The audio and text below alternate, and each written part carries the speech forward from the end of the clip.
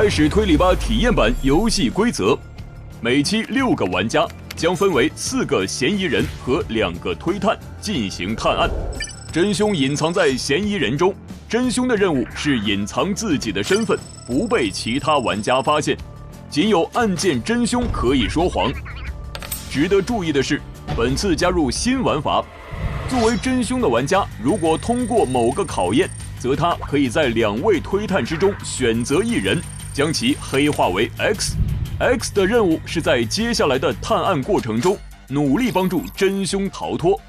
游戏胜利条件：探案结束后，玩家进行真凶投票。如果真凶的票数低于其他嫌疑人，则真凶与 X 获胜；反之，其他投对的玩家获胜。欢迎大家来到开始推理吧体验版，我是推吧。在开始推理吧第2季正式录制之前，我们邀请了罗拉、王能能、侯卓成、杨汝晴、黄凯、胡明浩6位嘉宾来到推镇做客，进行试玩体验。接下来就由我推吧和大家一起观看解说推镇新居民的精彩表现吧。昨天2004年6月3日是为期3天的推镇艺术学院校庆活动的第1天。想听 rapper 对不对？好听但不贵，出门左转扫码缴费。几位同学在学校的小礼堂彩排推鹅湖时，大屏幕突然出现了子道乐的求救视频。大家发现子道乐死在了道具柜中。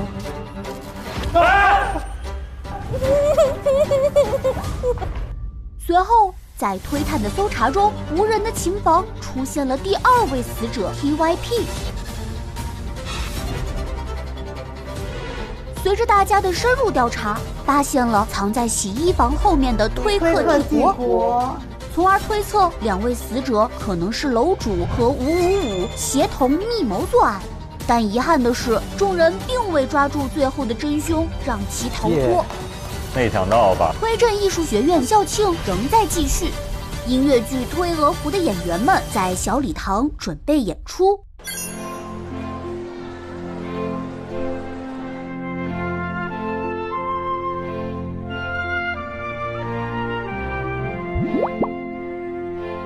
死人了！就在推鹅湖即将开演时，大家被小肖同学的声音吸引到了后院。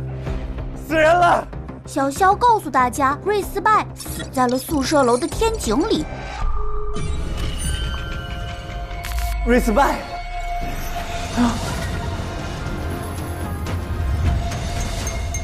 ，11点20的时候，我收到一条匿名信息，他叫我来2楼天井。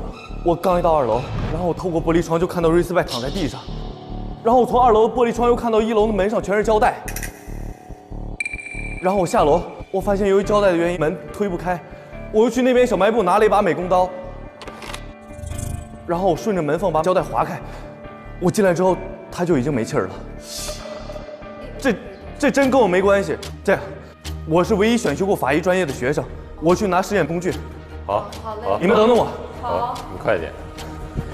保好案发现场。好嘞。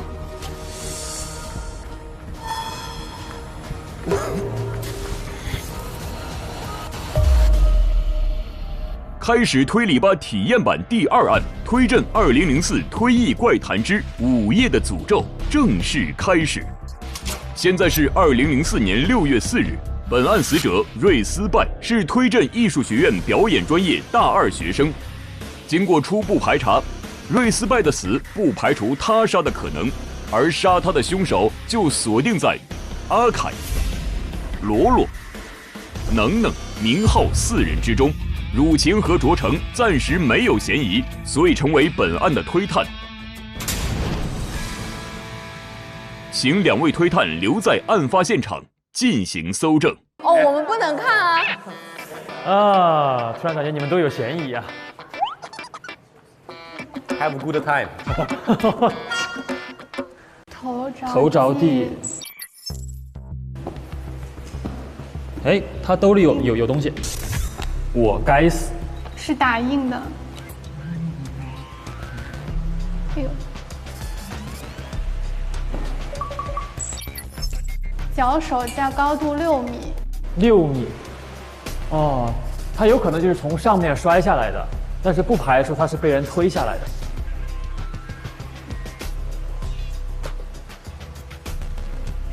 哦呦！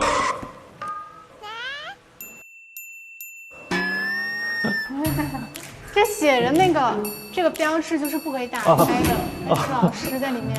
那他那个手机上有没有其他信息？我看你手机。凶手是10点10分。我是小卖部的小薇，我同事查了宿舍楼门口，就是小卖部门口的监控。突然出现的小薇同学给2位推探提供了一个线索，于是2位推探来到小卖部进行查看。应该是这个，这电脑这儿有一个与推役小卖部店长的对话框。2位推探在案发现场搜证结束后，将4位嫌疑人带来了动脑堂进行问询。这里表面是药铺，实际上是推镇的办案中心。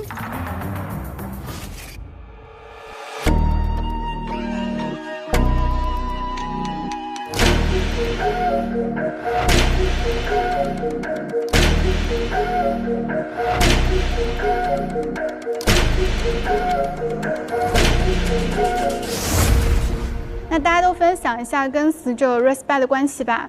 我跟 Respect 是同学和室友的关系。然后呢，我是 Respect 的学长 ，Respect 是我学妹，我跟她一起排练过一个话剧。我和 Respect 是同学，我很欣赏他的导演才华，我觉得我们可以成为很好的创作伙伴。他创作很多音乐剧嘛，我也有参演过一些，但是都只是艺术上的交流。他跟我是同学关系，他对于音乐剧的造诣也是非常高的，我也非常希望跟他一起合作。Respect 姐姐是我的很好的一个导演姐姐，她平常都会帮我们一起排话剧，我也是她的话剧团里面的演员之一。好。那么我们大家都描述了自己跟 Respect 的关系之后，我们就来分享一下案发现场的搜证报告以及我们搜到的相关证据。首先说一下今天的案发情况，被害人是 Respect。案发的时间是在6月4号的早上11点40分，案发的地点是宿舍楼天井。我们在现场发现的证据，首先是由小肖同学提供的专业的尸检报告。对，尸检报告可以大家看一下。死者脚踝处有勒痕，头部受到重创，颅内出血，多处内脏器官损伤，死因是从8米高处坠落而亡，初步推测死亡时间是在6月4号的10点到11点之间。那我就要问问大家了，今天10点到11点之间，各位都在干嘛呢？推探第一时间就询问了大家在10点到11点之间的时间线，试图从中找出不寻常的端倪。没想到4位嫌疑人在10点半之后都两待在一起。10点半的时候，我就去找我妹妹罗罗，想着去教妹妹唱段，因为我们不是都要排练《退儿湖》嘛。10点半到11点，阿凯和罗罗在学校前庭，2个人从聊天演变成吵架，罗罗还吵哭了。而明浩和能能10点半到11点15一起在形体房加练魔王大战王子的动作戏。在10点半之前，罗罗在前屏看书，阿凯在录音棚练声，明浩在无可奈何边看电影，能能在道具仓库整理道具。所以目前10点半到11点之间基本上都是有互相证人可以证明的，但是10点到10点半目前都是空的。由于10点半到11点之间4个嫌疑人两待在一起，所以推探初步怀疑作案的更大可能性在10点半之前。通过查看瑞斯拜手机发现，有一个未知号码在10点10分给瑞斯拜发送了一条信息。10点10分的时候，有一个未知手机号码发给了 Respect， 一条信息是到洗衣房来，我会告诉你爱唱歌跳楼的真相。未知号码以告知爱唱歌跳楼真相的名义约瑞斯拜到洗衣房见面。然后我们在小卖部的电脑里发现了一点聊天记录，聊天记录中，小卖部的店员提到10点15，瑞斯拜进入了宿舍楼，说明15分时瑞斯拜还活着，很有可能是收到信息后前往洗衣房赴约。洗衣房是凶手约瑞斯拜见面的地方。我们现在其实可以把瑞斯拜的死亡时间，缩小为10点15至10点半。随后，推探又把目光聚焦到了坠亡高度。我们继续看一下这个尸检报告。法医推断是从8米的高处坠亡的。尸检报告给出的坠亡高度是8米，而现场天井中最高的施工脚架也仅有6米，所以中间有一个高度差。并且由于昨天爱唱歌同学跌落天井，学校已经把宿舍楼所有2楼以上的窗户都封锁了，不存在从宿舍楼高层窗户坠落的可能性。这就暂时留下了一个疑点：如何在并没有8米的天井让它从8米的高处坠落呢？推探还从死者尸体上发现了脚部勒痕和一张打印的字条，上面印着“我该死”3个字。接下来，卓成又分享了本案最大的疑团。根据小肖的证词，他在11点20分时接到匿名短信，让他去2楼。11点20的时候，我收到一条匿名信息，他叫我来2楼天井。然后他在2楼窗户看到天井里躺着一个女孩，并且天井门的内部被胶带封死了。随后他赶紧跑下来，发现推不开门，于是前往小卖部拿了美工刀，沿门缝划开胶带，才进到天井内，发现瑞斯拜的尸体。现场整个天井就只有一道门，并且这道门大家看到过是被封条从里面锁住的。然后其实非常有疑惑的一点是，如果凶手想制造一个坠亡的假象，那他为什么还要用胶条封住呢？会不会他其实想制造就是密室的那种感觉呢？就可能他就觉得那个 Respect 真的是自杀，不是他杀。对，他就想营造他自己贴完之后自己跳的嘛。对，因为他写的是我该死，但这个纸条可能是凶手捏造的，所以这是一个密室杀人案件。那上面呢？上面可以下得来吗？理论上是不可以的，因为后勤已经把2楼以上的窗户都封锁了。但2楼的窗户有没有破损？没有，就是打不开是吧？对，并且小卖部监控信息显示，整个10点到11点半期间，只有瑞斯拜和小肖出现过。那么凶手是如何消失在天井这个密室之中的？又是如何进出宿舍楼作案还不被小卖部监控记录的？因此，大家推测应该存在其他不经过宿舍楼门口的路，可以通往天井。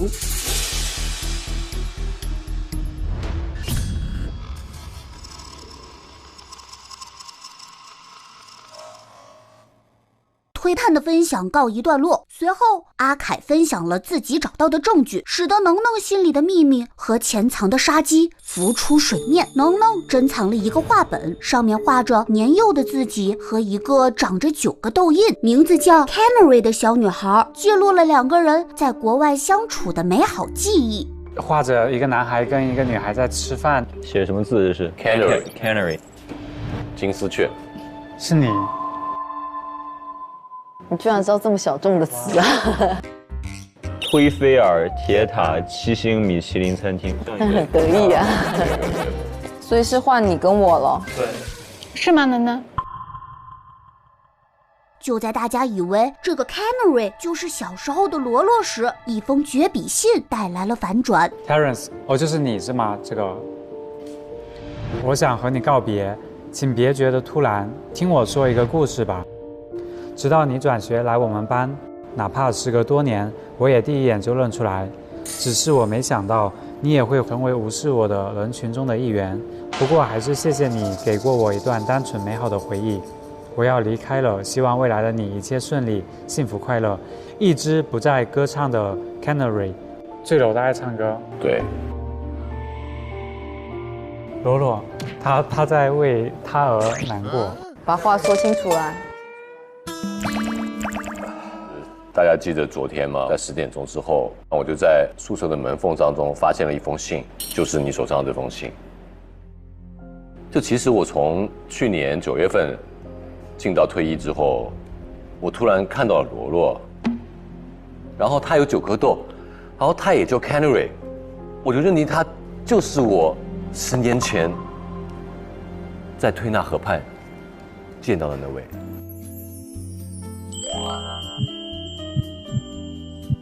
替身文学，你把我妹妹当替身？哦，就是，但我心中依然有着对他的抱歉，同时有着对真实 Canary 的思念，因为他最后掉落天井之后送到医院，不治身亡，我心是非常痛苦的。原来能能和罗罗的爱情是起源于一场误解，而真正的 Canary 爱唱歌跳楼自杀了，已经跳楼坠亡了。能能悲痛欲绝时，收到了一段推克帝国上的匿名私信，私信讲述了学校里的恶女大姐大瑞斯拜是如何欺负爱唱歌的。瑞斯拜控票，导致爱唱歌成为退役之星投票中的最后一名。随后，爱唱歌被全校孤立，当作透明人。推测由于昨天退役之星再度评选，爱唱歌担心自己仍然是倒数第一，无法继续忍受被隐性霸凌的痛苦，而选择了自杀。我就在那个晚上11点的时候，就在河边暗自神伤。在0点的时候呢，我收到了这条私信。以前一直对他很冷漠。你为什么对他很冷漠？因为同学们都叫我就远离爱唱歌啊，但没想到爱唱歌就真正的就是我以前那个 Canary。我觉得我的冷漠也间接的害死了他。所以你很恨 Respect？ 对，我其实恨 Respect。私信时间可以给我一张吗？是0点。0点。对。虽然 Respect 霸凌了爱唱歌，但是根据现场我们发现的手机短信说的是来洗衣房，我就告诉你爱唱歌跳楼的真相，所以肯定不是 Respect 把爱唱歌推下去的，对不对？ Respect 他其实也在找真相，查询爱唱歌跳楼的真相。那 Respect 为什么要去找一个他霸凌的人跳楼的真相呢？这个逻辑我感觉很奇怪。所以有可能爱唱歌和 Respect 之间有一些什么关系？应该不只是单纯的霸凌者。对。哦。而且有没有可能这个未知手机短信跟回能能说我知道真相那个人是一个人呢？下一个证据是一块大树皮，树皮上有一个猪鼻子的印记。其实我在12点之后收到私信之后，我回到宿舍楼的各个公共区域走一走，也散散心嘛。突然发现我的手机没带，所以说我又回到了文莱河边。找到了当下，我听到砰一声，就2棵树突然就倒了，然后此时我看到一个猪头怪在撞树，猪头怪在撞树。等那个猪头怪撞完树之后，我就在树下收集一些证据，就拿到了这块有着猪头鼻印的树皮，然后前面有一个恐龙怪，然后现在要出个猪头怪，我十分的诧异。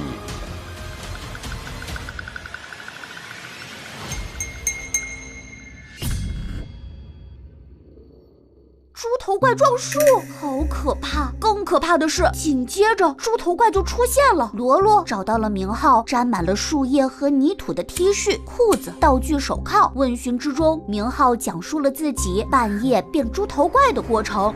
就是我昨天晚上本来在睡觉，突然我就感觉我被打了，然后我一睁眼看到的不是宿舍里，是河边。就是看到的是2棵倒了的树，然后我就很奇怪嘛，然后我就想为什么在这个地方，就想摸把脸看自己到底是怎么着，然后我摸到了一个猪鼻子。啊，你也摸到一个猪鼻子？你摸自己的脸，然后摸到猪鼻子？对，又摸自己的头，感觉自己头特别大，然后耳朵就跑到上面去了。走到宿舍的时候，有那个宿舍门的反光嘛，发现我的头真的变成一个猪头。那就是猪头怪。我也不想被别人看到嘛，但是我又怕说，因为我一开始在宿舍，后面到了河边，是不是因为梦游，然后怕自己睡着再梦游再乱走，所以我就去了道具仓库，拿了一个那个手铐。所以拿完了之后就直接回了寝室，然后把自己靠在床上睡着了。大概知道你什么时候回寝室的吗？这个不知道，我只知道是在12点过，因为我那个时候也没有心情看手机或者确认时间之类的。然后是明浩的床底下有一个带着血的衬衫，是为什么呢？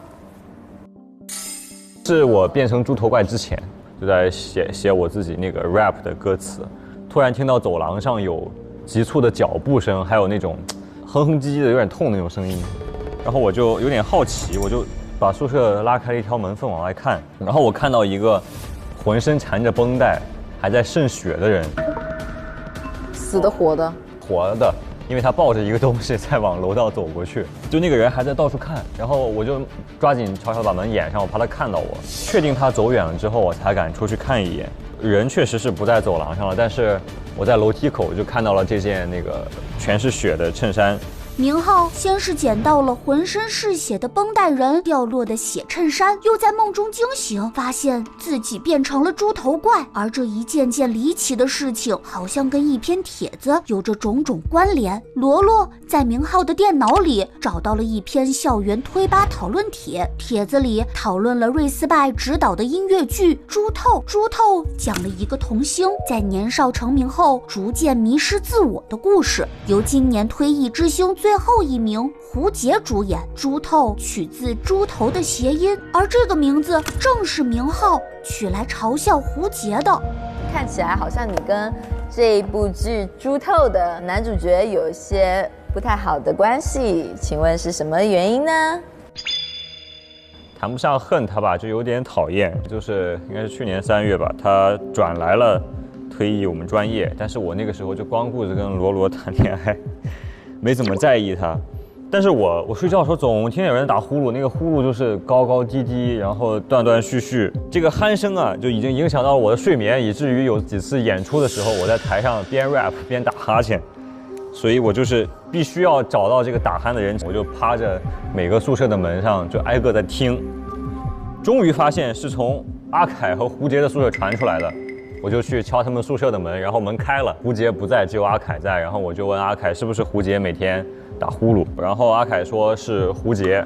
然后我当时认为这个胡杰是那个打鼾的罪魁祸首。对，这就是我跟胡杰的恩怨。因为胡杰的鼾声影响了明浩演出状态，所以为了报复胡杰，明浩给他取了猪透的名字。胡杰让我在演出中出丑，我也要让他在这个尝尝这个出丑的滋味。大家猜测猪透和明浩变身猪头怪可能存在着关联，无独有偶，阿凯也在昨天半夜经历了一段离奇的事情。被单、床单、枕套跟他的裤子。好，可以看，我们把床单铺开来看，真的是不是有什么有水印啊？其实尿床了，尿床了，整个是湿漉漉加血迹的。昨天晚上我快睡着的时候，就迷迷糊糊中感觉浑身剧痛，然后睁开眼一看，发现我的身上长了很多伤口，就凭空长出来的，就我的胸口、还有肚皮、还有四肢都在开裂，然后还在渗血。本能的反应就立刻从我的床底拿出了我的医药箱，然后给自己包扎。我之前跑龙套经常受伤，所以我就很会包扎。包扎完之后，我就把这些衣服换下来，然后拿去洗衣房了。所以明浩看到那个人应该是我。然后我看到一个浑身缠着绷带还在渗血的人。我跑去的路上确实又很疼，然后一直在渗血。好恐怖，我不看了。大家可以看一下啊，是一个模糊了的一个影子，在小卖部当中偷一些东西吃。对，他特别喜欢吃龙须酥，你看他把所有龙须酥都拿出来了。昨天不是10点半以后我们就各自分开了嘛，然后当时去前屏要练习一下推鹅湖的唱段，我看了一下时间，可能快到0点整了。这个时候我就准备回宿舍，然后回到宿舍，我刚迈进宿舍大楼，听见那边传来了稀稀疏疏、撕拉撕拉、咔嚓咔嚓的声音。我觉得不是小偷，就是怪物，因为我们昨天也看到一些怪物嘛。然后这个时候我赶紧吓得往后退了一步，躲在墙角上，用手机悄悄地拍了一张，然后发现是一个黑影，然后地面都是龙须酥，然后他还在疯狂地吃东西，感觉像饿坏了一样。你看到之后，你有做什么吗？你有告诉其他人吗？你告诉胡杰吗？很奇怪一点是，胡杰没在宿舍，我也没见到他。紧接着，能能又在校园推吧里发现了一篇第一高楼帖，一篇让胡杰从万众瞩目的童星变成了人人唾弃的帖子。帖子内容是有知情人对胡杰进行了全方位爆料，包括但不限于整容、鼾声如雷、私下辱骂粉丝、同时交往18个女友、耍大牌迟到、打架、好赌等等。大家怀疑阿凯如此关注这篇帖子，可能是参与了其中某个爆料。结果很快发现这篇帖子里所有的料都是阿凯爆的，而且还都是造谣。你有刮刮乐、路人甲乙丙丁的人账号，不是他有这些所有的这些假账号，然后背后写着整容，背后骂粉丝，同时交18个女朋友，好像不需要照证据了。现在说什么大家就，你个小黑子，你跟胡杰到底是有什么深仇大恨，在推吧第一高楼上面造谣他？我刚还问他有没有任何一个是他发的，结果全是他发的。笑死！来吧，小黑子。网暴就是你啊！原来，来吧，解释一下吧。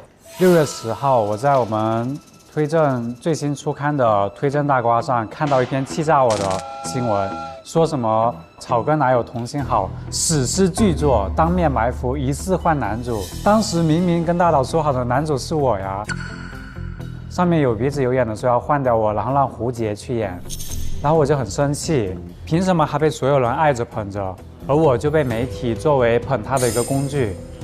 我想，既然所有人都觉得他光芒万丈，我就要毁了他，我要让他形象全无。所以在6月12号那天，我就注册了刮刮乐的账号，发了第一篇帖子，二次创作了很多，二次创作出了很多就是黑他的料，但这样我觉得可信度还不够高，我又注册了好多个账号，路人甲乙丙丁，然后并且我还去做了一些实锤的证据，就比如说那个黑他整容，所以我就去把照片给 P 丑。就那个辱骂粉丝，当时其实我有亲耳，就是我有听到他，就听到胡杰说帮一个人试戏，然后我就把前面的过程给忽略了，然后只留下了这一段他试戏辱骂粉丝的，然后音频放到网上去流传。打鼾那个也是我编的，其实那个鼾声是我。到后面其实有了这么多证据以后，就是很多人也看他不爽，然后也会去网上黑他。再到后面，其实黑料越来越多，热度越来越高的时候，我随便编一些都有人信。阿凯出于嫉妒，用无中生有的谣言重伤胡杰，然后出现浑身是血的怪象。类似的情况也发生在罗罗身上。罗罗从小就不爱吃龙须酥，昨天半夜却在自己毫无意识的情况下出现在小卖部狂吃龙须酥。第一个问题，好吃吗？蛮好吃的啊，就是脆脆的啊，咔哧咔哧，就如同他照片里拍到的时候那个时刻一样的。就照片里的那个拍到那个黑影就是你。Yes， 应该吧？其实我不确定，因为我记忆之中我不爱吃龙须酥。那你为什么那个时候会出现在那里呢？就是因为说我那天感觉很奇怪，我就是头昏昏胀胀，突然间就进到了小卖部里面，我就开始吃龙须酥。你是有意识的？我没有意识。另外，明浩还找到了罗罗和爱唱歌的聊天记录，记录了一直以来罗罗用情感绑架爱唱歌为自己服务，又在爱唱歌成为了退役之星最后一名时彻底无视他，为爱唱歌轻生的想法加上了一根重重的稻草，让我快要窒息。我要走了，再见。我不是这么坏的人。我一直只是喜欢跟爱唱歌姐姐就是住在一起，她平常都很照顾我，我觉得她就是我的真姐姐。那为什么去年你就跟她断掉联系了？大家知道学校里面有个不成文的规定吗？就是推艺之星的评选最后一名是不可以跟她说话的。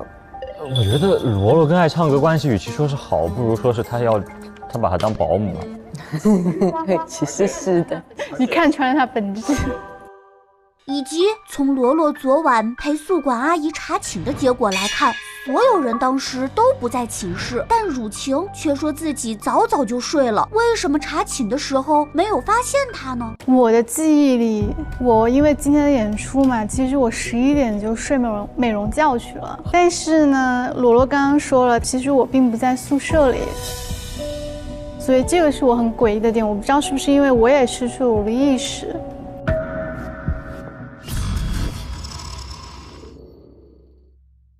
归纳出来一个点，就是我跟阿凯和罗罗其实都有霸凌的行为，一个是造谣，一个是给人起外号，一个就是那个冷漠，所以我们身上都出现了这种灵异现象。对象不同，所以可能我们身上这些现象是对我们霸凌的一个惩罚，所以可能在这个学校里有某个这样的机制来惩罚，让这些霸凌别人的人受到报复。我知道，怎么了？你刚刚说他为什么改剧本？就是我是今天早上7点 ，Respect 把我叫起来问我说 ，O 不 OK 把白天鹅变成黑天鹅？他说会这样剧本更精彩，然后我同意了。昨晚爱唱歌死了，他是受到 Respect 的霸凌，对吧？对啊，就从白天鹅变成黑天鹅了，他改剧本了呀。所以是爱唱歌的附到了 Respect 的身上，有可能。可能 Respect 知道了爱唱歌跳楼是因为受到了他主导的霸凌。所以伪造成说 Respect 知道这件事情，然后觉得自己该死了，他自己跳下去了。但实际上是不是别人为爱唱歌复仇然后制造了这一起密室杀人案件？应该是的，合理。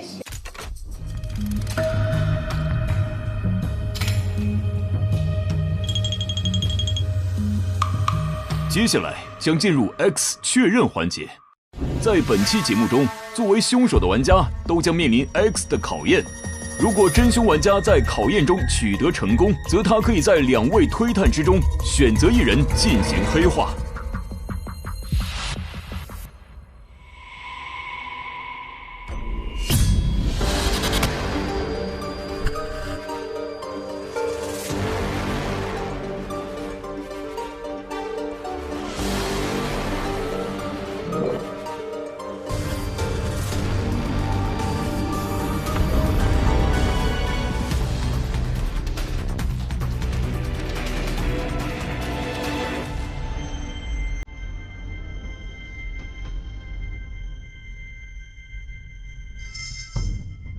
一看就是。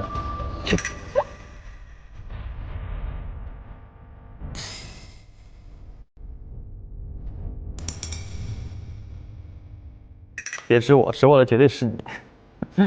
妻离子散局，也不一定是这个哦。感觉你今天状态跟昨天状态不太一样呢。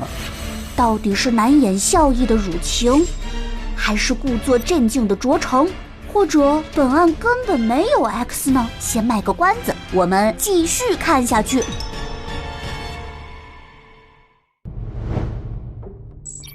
那我们去宿舍楼搜搜证吧，看看现场。要不先去我的寝室，因为我跟 Respect 是室友。往这边走，102。在推探汝晴的建议下，大家决定先从汝晴和死者瑞斯拜的宿舍102调查起。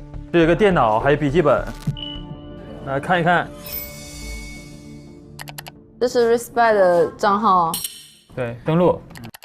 哎呀，他给3个人发了信息。阿凯，先看看啊。今年退役之星，不要给爱唱歌投票，否则我的音乐剧你就别演了。好妹妹，今年退役之星，不要给爱唱歌投票，否则只要是我的音乐剧，你就别再想演了。Respect 又号召大家不要给胡杰投票，否则音乐剧就别演了。就是 Respect 就一直在霸凌大家呀。给我一个你贴身用品有急用。阿凯说啊，什么用 ？Respect 说想给你量身定做一部剧，用你的贴身物品编桥段。阿凯说这么有意思，10厘米增高垫够贴身了不？10厘米增高。然后 Respect 在11点的时候，让罗罗也要给他一个贴身物品。Respect 就说：“你会是我所有剧本的女主角。”换女主了。姐姐终于看到我的才华了，我的贴身物品就是这本书《如何征服英俊少男》。他本人真的有这本书。OK。浩给了一个2B 铅笔，中华牌 ，Made in China。跟吃就行。每个创作者必备的随身好物推荐。找一下有没有贴身物品啊？我要找一下2B 铅笔。你要画眉毛是吗？对。哎，照片。这照片怎么回事啊，如晴？小星星福利院，你是收养的？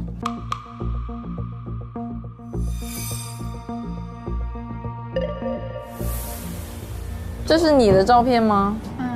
啊，我跟我爷爷。但这个我其实没有告诉任何人，除了我的好室友。好，我们现在去101罗罗跟爱唱歌的宿舍。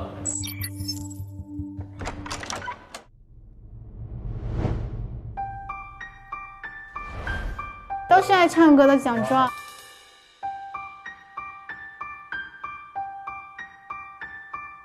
什么？大家来看这个。如果你看到这段文字，代表你已经慢慢变异成校园怪谈中的怪物了。诅咒的方式就是将对方的贴身物品拿到夜间自习室的秘密神龛。那么你们3个人，阿凯、罗罗和浩，昨天晚上都变成了怪物，原来是因为 Respect 拿你们的贴身物品去诅咒了。大家在罗罗的宿舍里发现了一段不知从何而来的文字。上面提到了他的贴身物品被放在了夜间自习室的神龛上，被下了诅咒。罗罗承认自己去夜间自习室检查过，发现自己的贴身书的确被放在神龛上，而且背面被贴了诅咒，变成白幕后的怪物，失去身体的控制权。先看看我们宿舍。紧接着，大家又搜查了明浩和阿凯的宿舍，发现2个人跟罗罗遭遇了一模一样的事情。2004年，猪头人生食量剧增，用测代替所有回答。明浩被诅咒，增高鞋垫10厘米的，上面有字：浑身流血，痛不欲生，永远反复。这是对你的诅咒啊！对。我就是无意间有看到那个纸条，然后我就去夜间自习室，发现有个神龛，里面确实有我的增高鞋垫。我感觉我这下面有什么东西。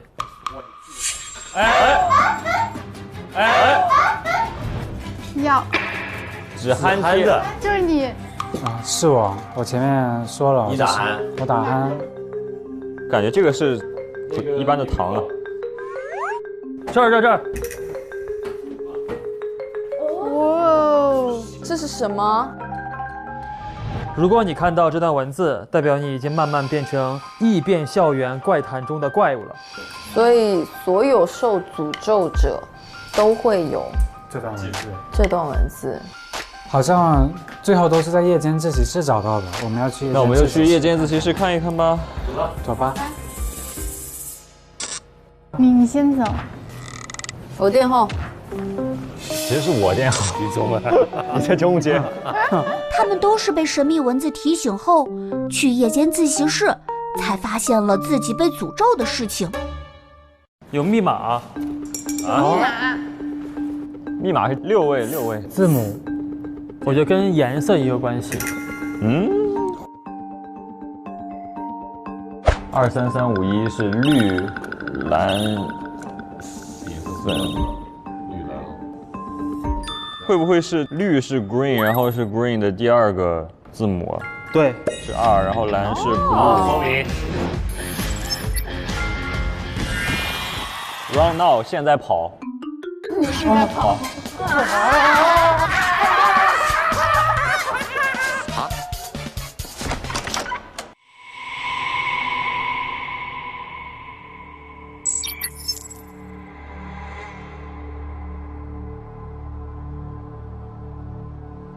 来吧，来吧，来吧，来吧。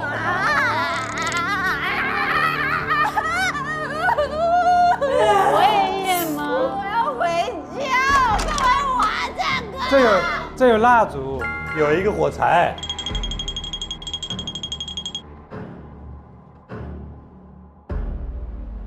哎，各位，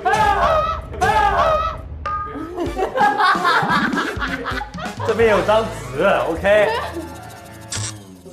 好，记住吧，一人找个位置坐吧，一人找个位置坐。那你坐我左边吧，那你坐我左边吧。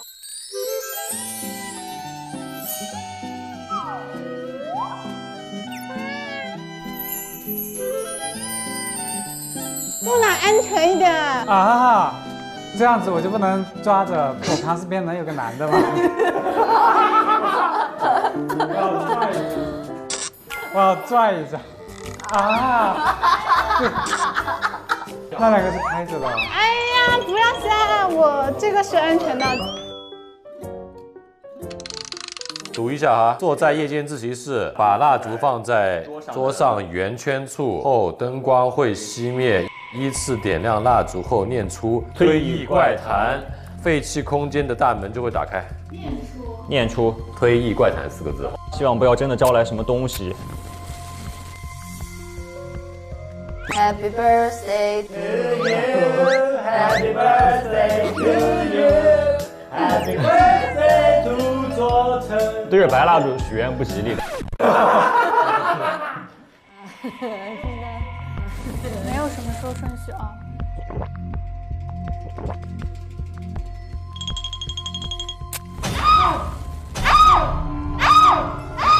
哎呦，吓死我了！好运来祝你好运来。你帮我点了，我要这个防止被突然的声音吓到，别烫到自己啊！好运来，我们好运来。准备，一起念，3、2、1，推意怪谈。开了，已经开了。走吧，过去吧。这真的是非常黑。哎呀，好吓人哦！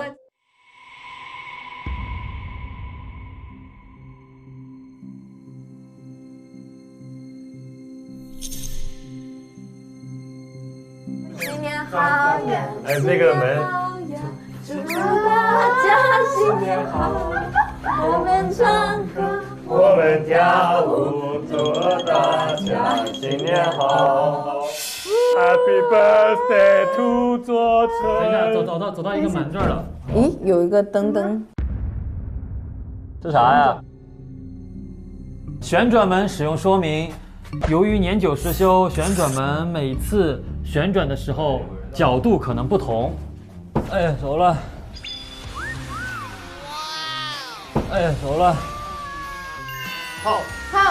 好勇敢的浩。How old are you? Baby, see you again。如果害怕你就尖叫。那边的世界怎么样？好，持续发声音好吗？浩，你还在吗？浩，啊！哦，哇，这有一个骷髅啊！这有一个骷髅啊！骷髅？没有啦，他乱说，胡说八道。哦，毛线帽子。我先上去了。加油哦 ！See you。 See you。哎，谁呀？咱俩是一个。哎。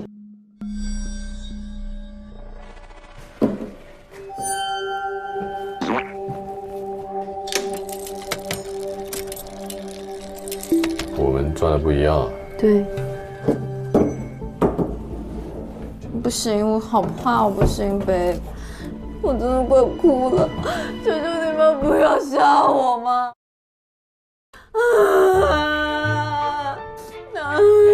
你看吧，就在这里吧。不要吓我们哟。哦，这里有个房间。啊，这什么？啊！走。等一下，我还没呢。走。这有坡吗？有一个台阶，来。等一下，这有个台阶。迈一个台阶，慢点。下了。下来。走吧，走。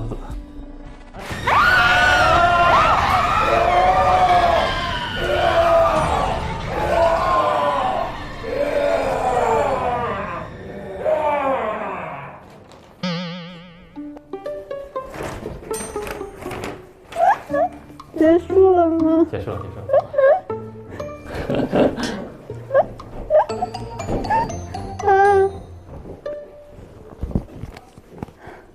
走吧，把那上面有个门，走出去。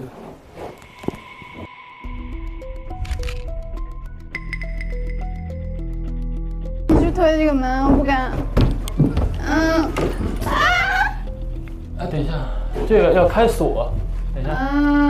瑞斯拜的秘密空间，每次离开秘密空间的时候，都要提醒自己把钥匙藏在废弃厕所和废弃岩室。这秘密空间。所以他们是不是在废弃岩室？我们是不是可以沟通一下？你们能听到吗？听得到。我们这边我念给你们听啊。啊？我们这边需要2把钥匙，一个在厕所，一个在岩室。浴室。岩室。你们谁在厕所？谁在浴室？哎，钥匙。我们不敢去，真的不敢去啊！我们2个是怂蛋，我们是怂蛋组，一点都没开玩笑。我们现在走不动道，我脚软了，求了，真的。求了！我虽然说我2024年要变得勇敢一点，但不是勇敢在这里呀。罗，能能，你们那边有什么呀？我们不敢出去。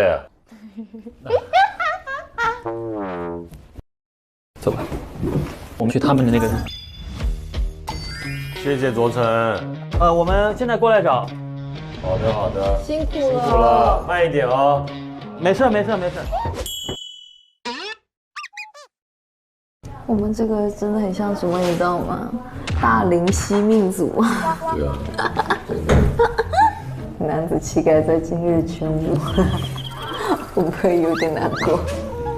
但没办法，我知道你是怕这个的，你能到这里已经很不错了。带血的纱布上面有一个帽子，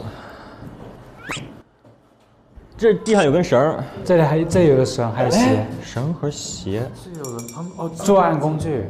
但这玩意儿能单弄一个人吗？先都放这儿。他弄不了人，但他有可能关门。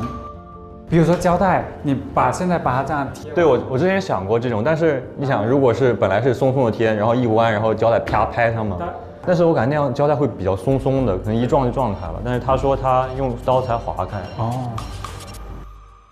咱们研究一下这个东西吧。哦。这个绷带会不会有什么线索啊？绷带要把它撕掉吗？可以试试。这它里面到底有没有东西啊？钥匙，真有耶！把这帽子带出去，这不会代表是那个猪头吧？我们应该直接走了。哦，这是密道可能。对，有2把锁呀。我们是不是有一个钥匙？这个是不是得等他们来？我们要等厕所的钥匙。哦。等一下，要不我待在原地蹲着？不要，你蹲着你更害怕呀。我不敢看。镜子。这上面有那个什么？好，我们已经下过一次我们了啊，我们是 VIP 赠送过来的，别再下了啊。我们是保送的。对，我们是过来帮忙的，我已经下过我们一次了啊。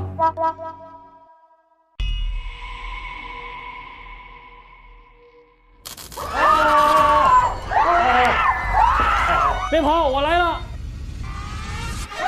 别跑！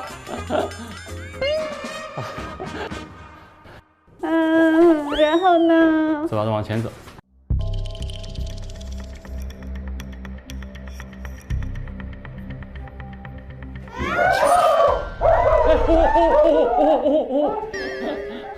小心点，小心点，小心点。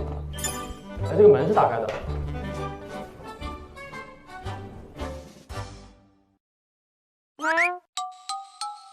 哎，我摸到厕所了，我摸到厕所了。你又没有摸到屎，你叫啥？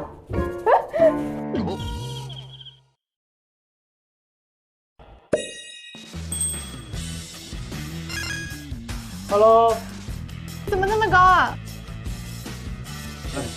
用钥匙把另一个锁打开。哦，走吧。哇！在瑞斯拜的秘密空间里，大家发现了一个比宿舍2楼更高的阁楼，看起来更符合8米坠亡的高度。这个地方可以制造人被摔死的那个东西，就是那个绳，真的。就有个滑轮儿。 这个阁楼窗外还有悬挂着的滑轮装置，大家推测瑞斯拜就是在这里被绑着的，所以脚部有勒痕。哎，那底下贴了一个字：小礼堂后门。从阁楼窗外向下望去，还有一个小礼堂后门，是大家此前并不知道的密道。找一下有什么东西吧。哎，这个什么东西？这画是我画的。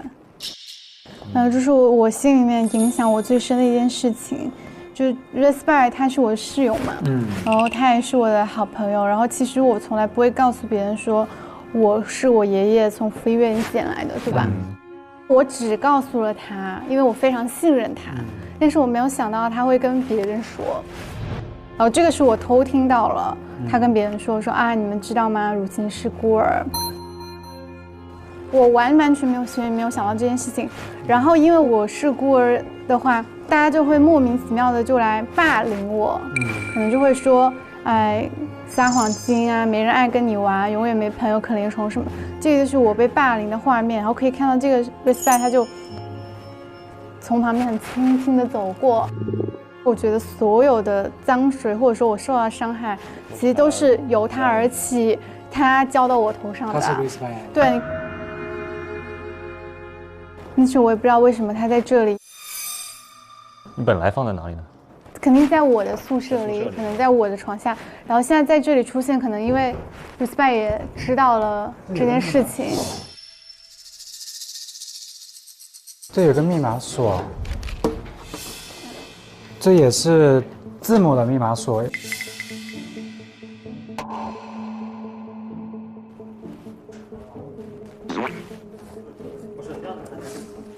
这里有一个纸条。哎哦，在我的秘密空间思考一晚上，决定明天一定要说出真相。04年6月3号，他打算第2天说出真相，但是第2天他就死了。真相是什么呢？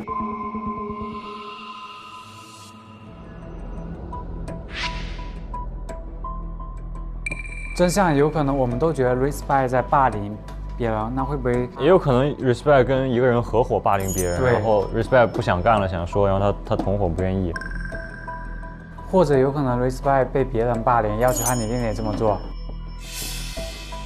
但这个带锁的盒子，大家却无法解开。但也有可能是 Money 啊，他如果是 E 的话，但是这有四个。 于是只能带着他与罗罗和能能会合。好，那我们就带走吧。Hello， 我们现在要去小礼堂。大家直奔秘密阁楼里发现的那个小礼堂后门的位置而去。果然，一道隐藏门藏在了墙上。这个吧。哦，看这个就是我们刚刚看到那个。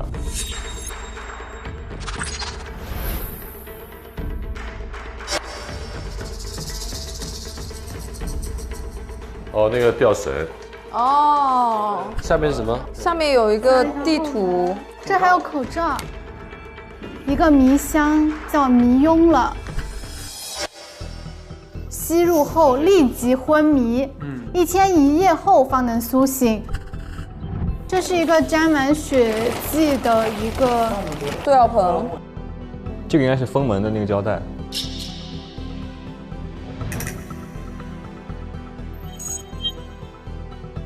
因为它这样，它人掉下来之后血就不会站到地上，就可以把这个塑料布处理掉，就可以那个。所以他其实是在这边死的。对，转移了他的现场。这有一个那个遥控器，说它可以滑轮收紧、滑轮放松。如果一个人绑在上面的话，它其实就可以通过这个吊上去。哦，这是个暗门，你看反面有字。我听到了你骂 respect， 我可以给你提供一个杀人计划，如有兴趣请回复说 OK， 为了我们的安全，不要碰面，隔着门传条。OK， 你可以这样做。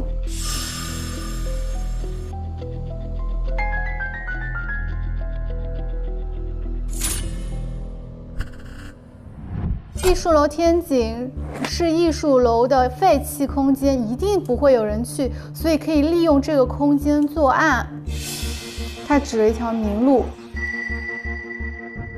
就是 respect 肯定是死在这里的，因为这里有血迹。是，而且勒痕应该就是绳子挂着他的腿，对，然后再控制移上去。这里就有8米，对，这个地方就有。这里写的是天井，我们现在在天井，对不对？对，天井可以通向洗衣房，哎。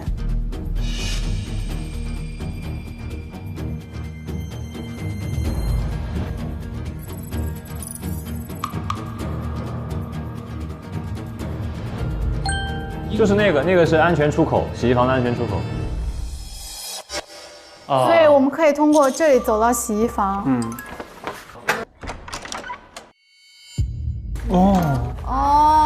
穿过来了。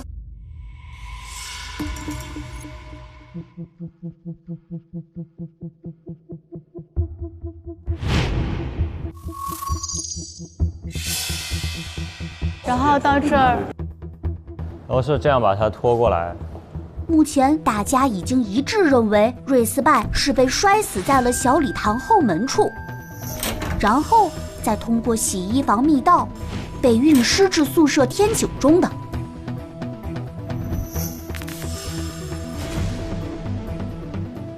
那会不会有一种这个是误导我们呢？让我们觉得是密室，但其实他把它放到之后，然后又走了，然后就是想用什么办法把它封掉，然后大家都以为是密室。他在外面封不掉里面的。对，因为封了一定是外面。对啊。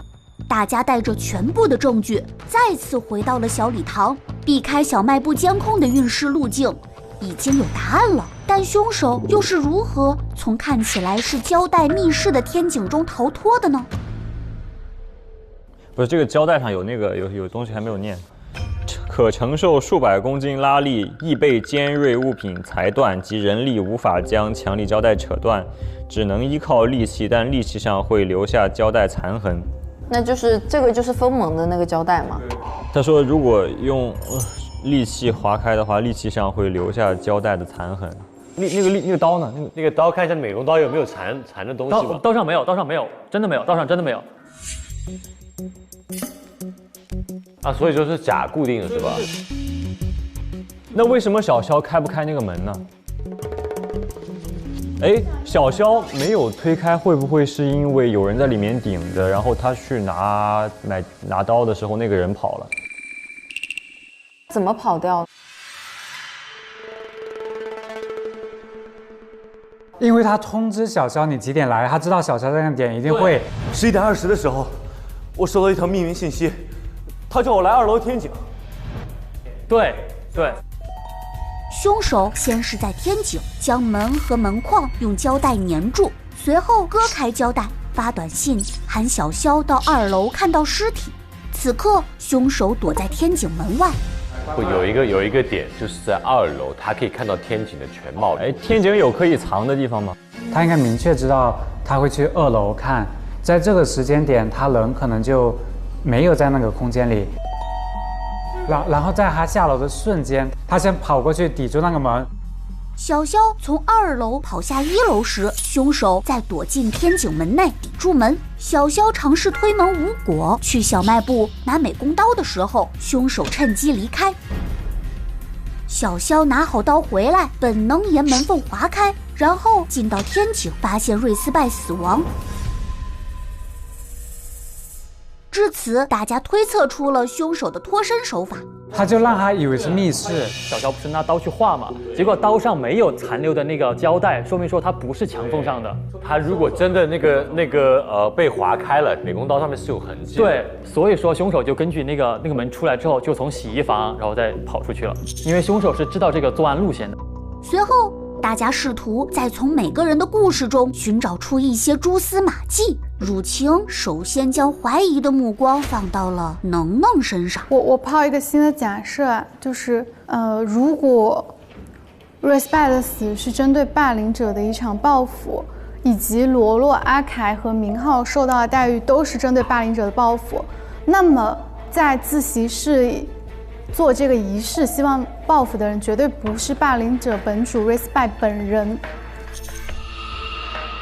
那有没有可能从一开始就是能能已经把 Respect 迷晕了，然后用 Respect 的账号去要了你们的信息？现在的导火索都是爱唱歌死了，所以 Respect 才死了。那谁会对爱唱歌的死有那么大的触动？一个是曾经很爱他的一个人，坠楼的爱唱歌。对，掉过天井之后送到医院，不治身亡，我心是非常痛苦的。我其实恨 Respect。一个是他曾经很好的一个妹妹，所以你俩都是有动机的。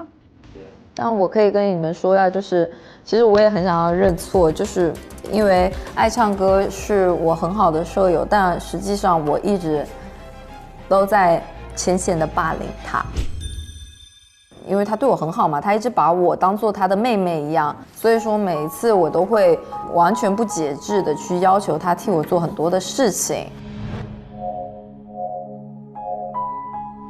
然后我现在就发现我其实是挺后悔的，但是我还没有到那么的想要替他复仇的那个程度。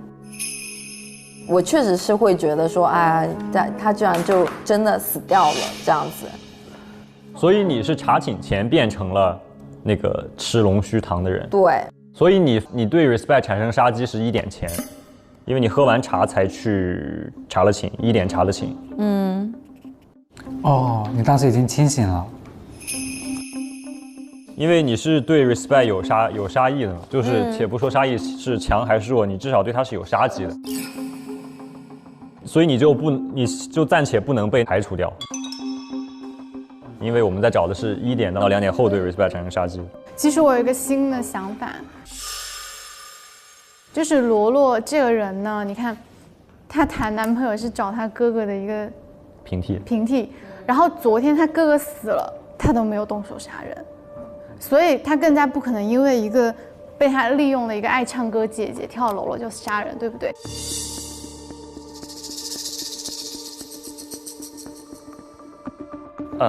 我是觉得通过时间线来盘的话，第一只有能有作案的时间跟动机。那我有杀人动机，的确的，但是我没有那个作案的那个很明显的。比如像道具也好，我这些东西没有根本没有时间准备。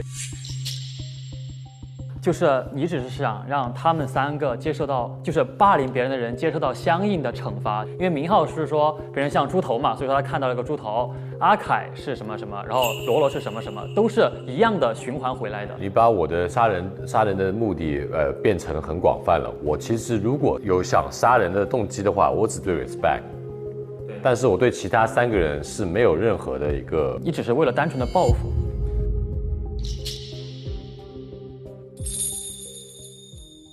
你俩都有可能。就是我证明我的那个杀机产生在2点10分以后，就是因为我一睁眼那2棵树已经倒了嘛，所以他肯定就至少是2点以后了嘛。还有。动机我们都可以撒谎，是可以撒谎的凶手。但是外面那个树为什么上面会有一个猪的头案呢？那就只能是能画上去的，然后用来骗明浩，觉得它是真的。我现在感觉，因为一开始动机最明显的就是他，到现在只有还是他的话，有点太那个了。而且你有点针对他，我现在觉得你有点像 X。你是 X， 你知道吗？一直在针对我。我也觉得你，我绝对不是 X， 应该是如晴。就是其实还有一个问题就是，为什么你知道那个 Respect 一直在霸凌你，为什么你还要跟他做室友呢？学校分的，不是很重要的是 ，Respect 也一直在捧我呀，而且 Respect 还把我捧成了退役之星啊。对啊，所以我杀他干嘛？是这样的，就是现在发生了一个点，就是你的画出现在了那个 Respect 的秘密空间里啊。所以呢？你说明你去过呀。所以呢？说明你就是帮凶呀。那退1万步，我是帮凶，我能帮谁呢？我为什么要帮他杀人呢？我觉得你一直在针对我。我也觉得太明显了。你很明显的 X。太明显了，不要相信。不 ，X 这个是铁 X 作证了，坐实了，就是你才像的 X 哎，你一直在保他好不好？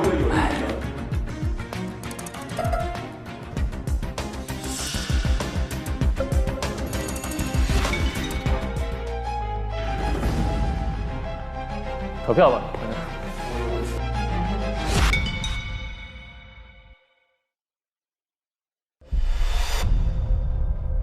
我觉得今天的凶手是能能，他伪装 Respect 的形象，去让所有的初级的霸凌者受到了惩罚，最后让中级的霸凌者 Respect 获得了死亡。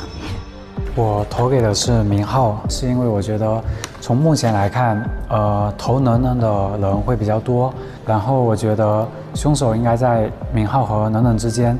如果说真凶是明浩的话，但大家如果都投了能能，我们就输了，所以我要给明浩投1票。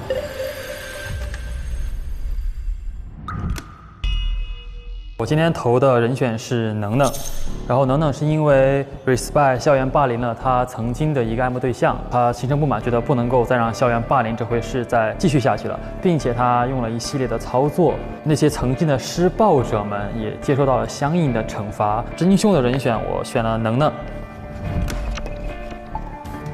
我投的是明浩 ，X 是佐成。希望我能赢吧，哈哈。我自己本身不是那个杀手，所以真凶是。其实很纠结，但是我最后选了。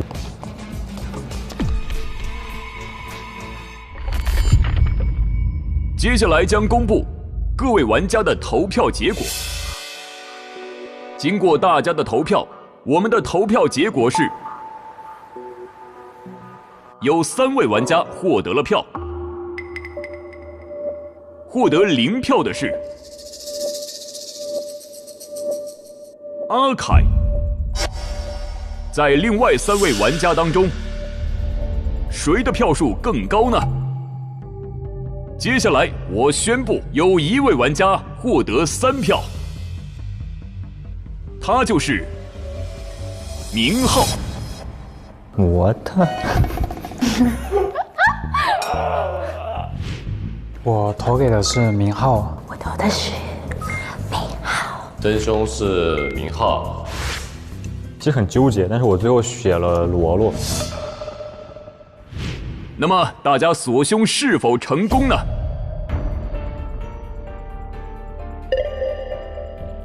大家锁凶失败。本案的真凶就是罗罗。你死我啦！不好意思。哇，太惨，我投对了。请本案真凶走向本案 X。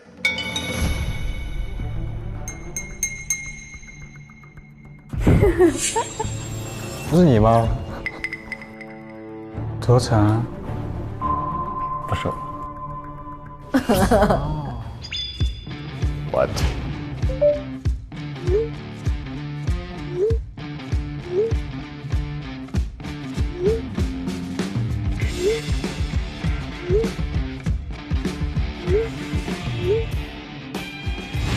那谁会对爱唱歌的死有那么大的触动？一个是曾经很爱他的一个人，一个是他曾经很好的一个妹妹。我还没有到那么的想要替他复仇的那个程度。且不说杀意是强还是弱，你至少对他是有杀机的。就是罗罗昨天他哥哥死了，他都没有动手杀人，所以他更加不可能因为一个被他利用的一个爱唱歌姐姐跳楼了就杀人，对不对？你俩都有可能。那就只能是能画上去的，然后用来骗明浩。我觉得你一直在针对我，我也觉得太明显了。你才像 X 哎，你一直在保他好不好？你有点针对他，我现在觉得你有点像 X。你很明显的 X。Oh yes, baby 。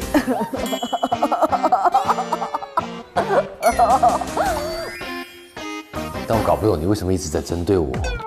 对啊，很奇怪。他是真情实感的觉得是你。我那时候就想，哦，谢谢，然后卓哲帮我在疯狂的踩你。就进行到今天，其实我们还是有非常多未解之谜。像第一天的时候，我们就听罗罗介绍了校园怪谈，到现在我们都不知道怪谈是真的还是假的。推忆7大怪谈，以及我跟能能那天去琴房明明没有人，为什么他会自己弹奏？接着呢，我们还记得那天的聊天记录，小西和小南说我们不记得了一个人，那他们忘记了谁呢？今天的案件就是谁给罗罗递的杀人计划呢？接着我们在 Respect 里面的那个密码箱现在还没有打开，而且现在你们3位都受了诅咒，它有可能被解开吗？然后我身上的未解之谜就是罗罗说他查寝，为什么我会不在呢？所以其实现在还有很多诡异的事情，我们都还没有解开。同学们，现在是6月4日晚上8点，请预约参加推忆神秘艺术展的同学，12点准时到图书馆参加活动吧。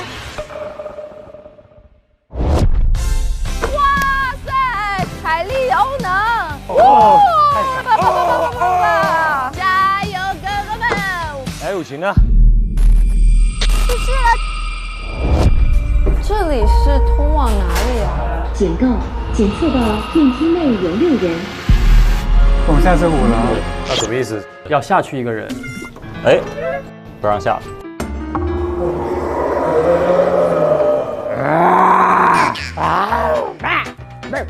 现在是谁在抱着我？现在是谁在拉着我的手？